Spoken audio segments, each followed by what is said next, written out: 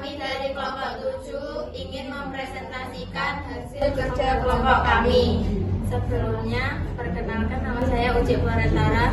Saya Nadia Nailatul Husna. Saya Sairin Abdanur. Saya Amelia Berjumlah.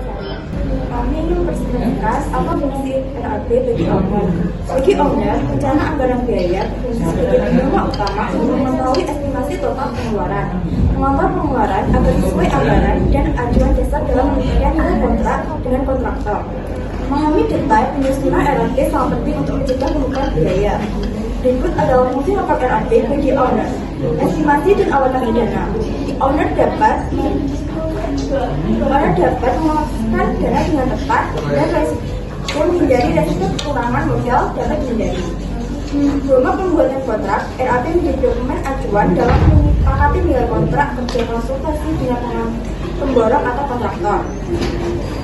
Fungsi RAB bagi kontraktor sebagai dasar pengajuan pewarnaan acuan utama untuk menentukan harga penawaran, sebagai penentu margin ketentuan alat untuk menghitung selisih biaya real dengan harga jual agar profit perusahaan terjaga, sebagian pedoman belanja material acuan volume dan jenis bahan bangunan yang harus dibeli agar tidak terjadi pemborosan, sebagai alat kontrol kegunaan dokumen pembanding antara anggaran terencana budget dengan pengeluaran real di lapangan aktual cost. Apa fungsi RAB bagi konsultan? Sebagian acuan untuk merancang bangunan agar estimasi biaya tidak melebihi anggaran maksimal atau budget yang dimiliki oleh owner. Sebagai dasar perhitungan biaya jika terjadi perubahan desain atau pekerjaan tambah atau kurang di lapangan. Bahan pertimbangan untuk memilih jenis material atau metode kerja yang paling efisien atau mengurangi kualitas struktur. Kesimpulan, RAB berfungsi sebagai pedoman utama bagi owner, kontraktor, dan konsultan dalam merencanakan, mengelola, serta mengendalikan biaya proyek agar pelaksanaannya berjalan efektif, efisien, dan sesuai dengan anggaran yang ditetapkan. Rencana anggaran biaya RAB merupakan dokumen yang sangat penting dalam proyek karena menjadi acuan utama dalam perencanaan, pelaksanaan, dan pengendalian biaya. Meskipun digunakan oleh pihak yang berbeda, tujuan akhirnya sama, yaitu agar proyek berjalan sesuai anggaran, waktu, dan kualitas yang telah direncanakan. Ada yang ditanyakan? Saya Fadil Nadir Amrullah, perwakilan dari kelompok 4, izin bertanya. Bagaimana peran RAB bagi konsultan pengawas dalam menjaga kualitas proyek?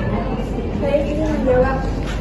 Konsultan menggunakan RAB untuk memverifikasi kesesuaian spesifikasi material dengan harga yang diajukan, menilai kewajaran perubahan biaya akibat perubahan desain, memberi rekomendasi kepada owner jika ada potensi pemborosan atau mangkuk tidak wajar sebagai dasar dalam menyusun laporan kemajuan finansial proyek secara berkala.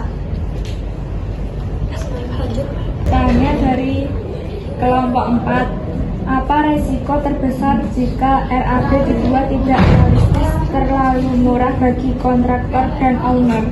Baik, izin menjawab. Kontraktor beresiko rugi, terpaksa menurunkan kualitas atau mengajukan banyak revisi biaya di tengah jalan.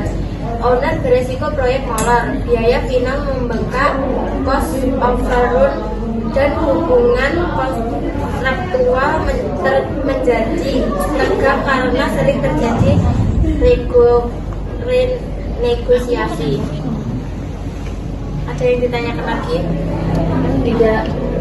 Dari kelompok 3 ingin bertanya, jika terjadi perubahan desain di tengah proyek, pihak mana yang paling diuntungkan jika RAB dibuat sangat rinci dan terstruktur? Jelaskan. Baik, saya izin menjawab pertanyaan tersebut. Semua pihak diuntungkan, tetapi konsultan dan owner paling terbantu karena RAB rinci memudahkan perhitungan selisih biaya. secara adil. Kontraktor juga diuntungkan karena klaim tambahan biaya lebih mudah diverifikasi. Namun yang paling kritis adalah owner, karena ia memutuskan apakah perubahan desain layak secara biaya sebelum disetujui. Tidak. Baik, sekian dari kelompok kami. Kami ucapkan Wassalamualaikum warahmatullahi wabarakatuh. Waalaikumsalam warahmatullahi wabarakatuh.